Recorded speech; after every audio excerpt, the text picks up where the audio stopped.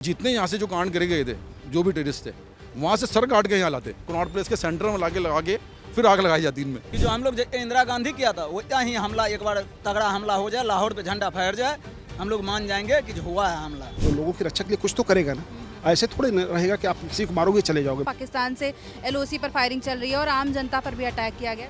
बहुत बड़ा बीमारी आपको ठीक करना है तो छोटा मोटा इंजेक्शन तो लगना पड़ेगा। इस बार पाकिस्तान बेनकाब हो गया, वो ये स्वीकार कर रहा है कि वो आतंकवादियों को पनाह देता है। हम सब आज मॉक ड्रिल के लिए तैयारी कर रहे थे और सुबह हमें न्यूज़ मिली कि ये हो गया। हमें मॉक ड्रिल की ज़रूरत नहीं पड़ी, उन्हीं को मॉक ड्रिल की ज़रूरत हमसे पहले पड़ गई।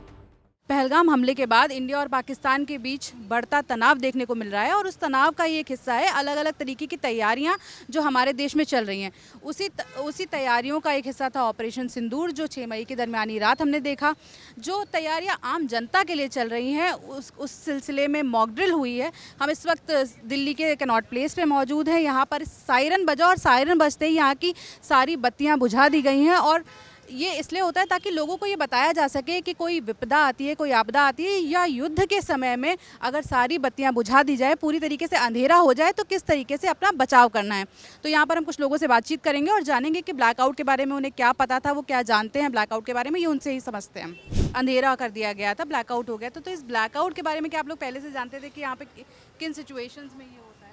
हाँ, एक्चुअली में पता था, कुछ मैसेज भी आए थे और जो रात को जो एयर स्ट्राइक्स हुई है उसके लिए भी प्रिपेयर कर था पीएम साहब ने। तो कहने जी अगर बाई चांस 1% अगर ऐसा होता है कुछ अटैक पाकिस्तान की तरफ से तो 1% के हम आपको कैसे इसका डिफेंस करते हैं, हम कैसे बच सकते हैं। तो हम लोगों ने ये देखा कि अभी लोग हम थे यहाँ पे तो ब्लैक आउट हो गया, तो सब कुछ हो गया, वो उड़ दिया। मगर ये लगा कि हाँ यार अपने आप को ऐसा करना चाहिए बचाने के लिए। 71 में इंदिरा गांधी के टाइम में भी ये चीज़ हुआ था, ब्लैकआउट। ये चीज़ होना भी ज़रूरी है कि जो क्योंकि बार बार मेरे घर में आके वो घुस के मार के जाता शरीफ को। हम तो कहते हैं कि पूरा पाकिस्तान पे हमला होना चाहिए, एक जगह पे नहीं होना चाहिए। उनके अर्धसैनिक बल जितना भी है उनके ऊपर भी हमला होना चाहिए। अगर नहीं करेगा वो मुझे छेड़ रहा बार बार। हम घर में बैठ के दुबक के नहीं ना बैठना चाहिए। हम लोग का अधिकार है कि जो हम लोग इंदिरा गांधी किया था वैसा ही हमला, एक बार तगड़ा हमला हो जाए, लाहौर पे झंडा फहर जाए, हम लोग मान जाएंगे कि जो हुआ है हमला। मैम एक्चुअल क्या है, ये हो सकता है कि हम लोगों ने उनको डिस्क्लोज ना करने के लिए स्ट्रैटेजी बनाई और पाकिस्तान वाले खुद भी सो गए इस चक्कर में और हम लोगों ने वहाँ पे स्ट्राइक कर दी। तो that was a good strategy. Modi ji हर बार कुछ नया करते हैं, इस बार उन्होंने ऐसा कर दिया और पाकिस्तान फिर वो हो गया डिरेल। तो मतलब ठीक है, गुड स्ट्रैटेजी बाय मोदी। जो हमारी जनरेशन है, जो हमारी जो 2000 बॉर्न जनरेशन है, उसने आज तक ऐसा नहीं देखा। हमने कारगिल भी नहीं देखा ऑब्वियसली, हमने 26/11 देखा, फिर हमने वो उरी देखा, बालाकोट देखा, लेकिन हमने कभी ये प्रिपेयर्डनेस नहीं देखी जो हमारी सरकार जो इस बार काफ़ी मैच्योर तरीके से हमें इंफॉर्मेशन प्रोवाइड कर रही है। जैसे आज ही की बात है, आज हमारा कॉलेज में फेयरवेल हुआ और दिल्ली में, वेस्ट दिल्ली में अराउंड 4 o'clock ये ड्रिल चालू हुई।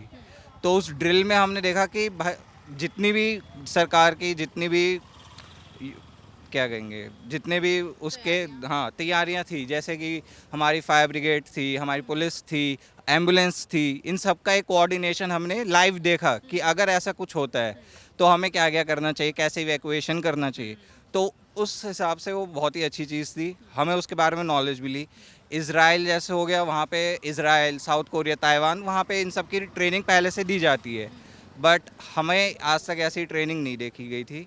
तो हमें ये अच्छा लगा कि काफ़ी प्रोएक्टिव मेजर था। आपके हिसाब से हमें उतना तैयार होना तो ज़रूरी है। जी, क्योंकि एक बेसिक सिविल सेंस है ये कि जब ऐसी चीज़ें हो तो हमें कैसे रिएक्ट करना चाहिए। कल जो अटैक किया है इंडिया ने, एयर स्ट्राइक करी है, कुछ डर लग रहा है उसके बाद? नहीं, ऐसा कुछ डर नहीं है, सही जवाब दिया है और ऐसा होना भी चाहिए था। मैं बल्कि खुश हूँ कि इस बात से कि जो वो लोग कर गए इनोसेंट लोगों को यहाँ पे पहलगाम में और पुलवामा में जो भी इन्होंने करा है उसका उन्होंने बदला लिया, सही करा। बल्कि तो मोदी साहब को पहले ही करना चाहिए था, इतना लेट कैसे हुए। वी आर रेडी, अगर होता तो हम तैयार हैं, श्योर 100% तैयार हैं। और हम पाकिस्तानी को दिखा देंगे कि अगर आप एक मारोगे तो हम 10 मारेंगे। पहले भी 1971 में हुआ था ब्लैकआउट, से पहले भी इनको दिखाया है, हर बार इनको मात दी है और हर बार मुँह की खाते हैं। तो खामोखी के लिए जो है अपने आप को दिखाना, लेकिन कुछ नहीं है ऐसा। किस पर डर बढ़ रहा है? जनता पे। क्यों डरेगा? वो देखो कैसे बोल रहा है, कितना खुश है। दिखाओ कैमरे में, दिखाओ कितना हंस रहा है। क्यों डरेगा? पीछे दिखाओ, कौन डर रहा है बताओ? भारतीय है ये, भारतीय डर के क्यों डरेंगे भारतीय? चलो मरने के लिए तैयार हैं, डरने के लिए तैयार नहीं है। उनके बम गोले डरने वाले नहीं है इंडिया वाले। वो जो जितना योजना 140 करोड़ की आबादी है, अगर 25 करोड़ मेरा चल भी जाएगा तो उनका पूरा पूरी खत्म हो जाएगा। डरने की कोई बात ही नहीं है इसमें, बिल्कुल एकजुट है सब संगठन, और एक भारत एक है, हमेशा अनेकता में एकता, भारत की राष्ट्रीय एकता है। हमको नहीं लग रहा है कि दिल्ली अटैक करेगा पाकिस्तान, क्योंकि दिल्ली कैपिटल है ऑब्वियसली। तो प्राइम टारगेट नहीं हो सकता? नो, ऐसा नहीं हो सकता, क्योंकि फिर वो ऑल आउट वार हो जाएगा, फिर वो लीडरशिप पे अटैक होने लगेगा तो कुछ बचेगा नहीं। सो वो वार नहीं होने वाला है। ये हो सकता है एनर्जी ग्रिड पे कर दें, इंफ्रास्ट्रक्चर पे अटैक कर दें, बट दिल्ली में नहीं है। Delhi is going to be out of their target. We will retaliate like the Prime Minister said, but I don't think that we can have a full-fledged war, or if a full-fledged war is at this moment possible. कुछ कहना चाहेंगे पाकिस्तान से, या फिर जिन लोगों ने पहलगाम में निहत्थे लोगों की ऐसे हत्या कर दी? नहीं, देखिए जेन्युइनली बात तो यह है कि आप ये सोचिए कि उग्रवाद का ना तो धर्म है ना कोई नाम है। तो उन्होंने जो एक तरह का रिलीजन को बता के मारा है कि आप ऐसे और आप ऐसे और ऐसे, तो ये तो नेचुरल है, तो बिल्कुल एक तरह का बहुत घोर अत्याचार था। और सेकेंडली फिर ये मैं तो ये समझता हूँ कि शायद बजाय जो स्ट्राइक हुई है वो स्ट्राइक इस टाइप की होनी चाहिए थी कि जितने यहाँ से जो कांड करे गए थे, जो भी टेररिस्ट थे, वहाँ से सर काट के यहाँ लाते तो दिखाते कि वाकई में यार हम लोग भी जब क्लेमिंग करते, क्लेमिंग अब भी है, पर ज़्यादा जब मैं खुश होता क्यों, आई एम रज़ा अब्बास। हाँ, तो मैं खुश होता कि नहीं यार, मैं आज जो करके गए थे कांड, तो उनका सर काट के यहाँ ला गया, उनको बल्कि कनॉट प्लेस के सेंटर में लगा के फिर आग लगाई जाती इनमें, वो जितने भी टेररिस्ट थे। इतना गुस्सा भरा है भारतीयों में जो पहलगाम में जो हत्या हुई है। हम हिंदुस्तानी है, गुस्सा तो होगा ही होगा, 100% होगा मैम। गुस्सा होना भी चाहिए, जो चीज़ गलत है वो तो गलत ही है ना, उसको कैसे राइट कर सकते हैं। और आगे भी हमें बहुत स्ट्रिक्टली कदम उठाना पड़ेगा। अगर हम स्ट्रिक्टली कदम नहीं उठाएंगे तो फिर ऐसे ही स्टेप उठाते रहेंगे तो हम कब तक आदमी बर्दाश्त कर सकता है गलत बात, कोई भी किसी की भी। तो बहुत अच्छा किया है, और जो भी चल रहा है, जो लोगों को मतलब कन्विंस करके सब बताया जा रहा है ऐसे ऐसे, तो बहुत अच्छा हो रहा है और होना चाहिए ऐसा। नहीं, वो तो पता था कि मॉक ड्रिल होने वाला है, लेकिन ये नहीं पता था। फिर रात में मैंने देखा तो एयर स्ट्राइक हो गया। वो अच्छी बात है, उनको मुंह तोड़ जवाब देना बहुत सही है, क्योंकि हमारे घर में घुस के उन्होंने ये वाला किसी का सुहाग मिटा दिया। तो ये होना बहुत ज़रूरी है, पाकिस्तान के खिलाफ मुंह तोड़ जवाब देना बहुत ही ज़रूरी है। ऑपरेशन सिंदूर पे क्या सोचते हैं आप लोग? जैसे कि पहलगाम हमला हुआ, धर्म पूछ के मारा गया, एक बहुत ही एक अनदर लेवल पे जाके लोगों की, जैसे निहत्थे लोग की हत्या करना एक अलग बात है, और उसके बाद धर्म पूछ के मारना एक अलग बात है। तो उस पर क्या कहना चाहिए? देखिए ऐसा है ना, ये बड़ा टेढ़ा क्वेश्चन है। आप इसको ये समझिए कि ये सिर्फ इतना ही नहीं जितना आपने देखा, ये आगे भी चलेगा। ये ऐसी इतनी छोटी लड़ाई नहीं कि इसको आप इतने छोटे में समझ लीजिए। ये सभ्यता का संघर्ष है, ये चलते रहेगा, समझ रहे हैं ना। और इसको ये भी नहीं कि आज ये अभी मान लीजिए इसका हमने बदला ले लिया तो यही खत्म हो जाएगा। इसको आप ये मान के चलिए कि 1000 साल तक लड़ने वाली लड़ाई है, जिसको जनता को भी समझना पड़ेगा, सरकार को भी समझना पड़ेगा, लोगों को भी समझना पड़ेगा। जो लोग इसके प्रवर्तक हैं, जो लोग इसके प्रवक्ता हैं, कोई भी सभ्य समाज इसकी ये नहीं करेगा, मतलब इसको सहमति नहीं देगा, समझ ना। आप निहत्थे औरतों पे मारते हैं, उनको धन पूछ के मारते हैं, उनके पतियों को मारते हैं कि जाके आप बताना, तो यहाँ पे बाकी तो हर आदमी को अपना जो है रिटेलिएट करने का अधिकार है, अपना करेगा। धर्म पूछ के मारना ये गलत है, और मारना ही गलत है, लेकिन किसी एक विशेष समुदाय को टारगेट करके मारना ये बहुत गलत है, ये निंदा के पात्र है। और दूसरा जो कदम उठाया गया है, जिन्होंने कहा कि आपको मोदी को बताना है, तो मोदी जी ने जवाब दिया। जिसका सिंदूर आपने पूछा, उसने आकर के यहाँ रोया और बताया, और राष्ट्र के सम्मान में मोदी जी ने अपना जो कदम उठाया वो सबसे अच्छा उठाया। पाकिस्तान को कोई मैसेज देना चाहेंगे, बोलना चाहेंगे? यही है कि वो आतंकवाद बंद करे, नहीं तो भारत उससे ज़्यादा आपको नुकसान पहुंचा सकता है। कोई डरने वाली बात नहीं है, हम लोग बिल्कुल निडर हैं और उनसे पूरी तरह से मुकाबला कर सकते हैं। किसी भी आतंकवाद को बिल्कुल अच्छे तरह से साफ़ करने की मादा रखते हैं हम लोग। इंडिया ने जो कल स्ट्राइक करी वो वहाँ के आतंकी जो जगह थी, जहाँ पे आतंकी ठिकाने थे, वहाँ पर स्ट्राइक करी, लेकिन वहाँ से रिटेलिएट हुआ। पाकिस्तान से LOC पर फायरिंग चल रही है और आम जनता पर भी अटैक किया गया। तो इस पर क्या इस पर क्या कहेंगे? देखिए, अगर बहुत बड़ा बीमारी आपको ठीक करना है तो छोटा मोटा इंजेक्शन तो लगना पड़ेगा, तो बस इसको हम किसी तरह से सह लेंगे।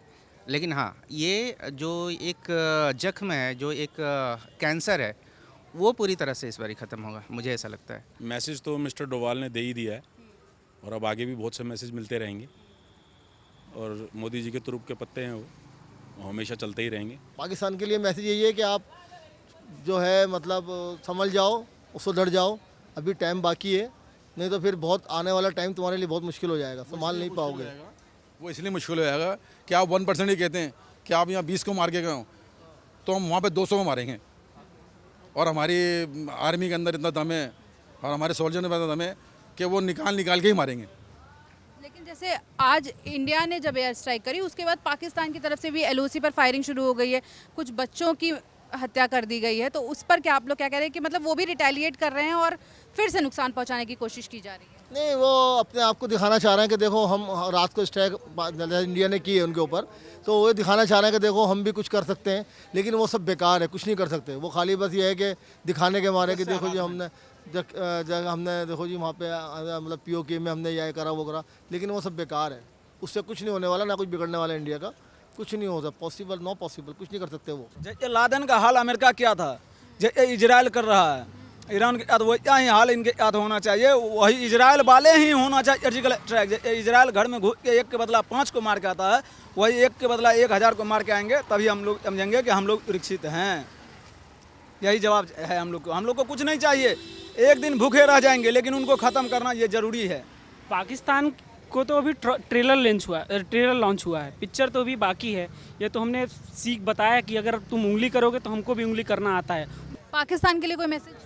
पाकिस्तान के लिए सिर्फ यही मैसेज होगा कि ये टेररिज्म तो ऐसे तो अब नहीं चलेगा।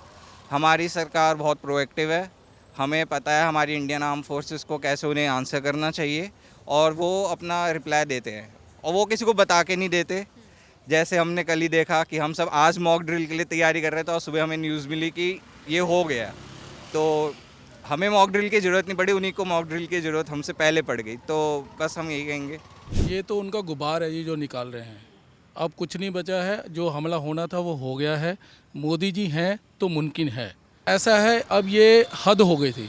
ये जो उन्होंने लास्ट में करा है ये बहुत बुरा करा है, और ये उकसाया गया है मोदी जी को, और उन्होंने भी बता दिया कि उकसाने का नतीजा क्या होगा।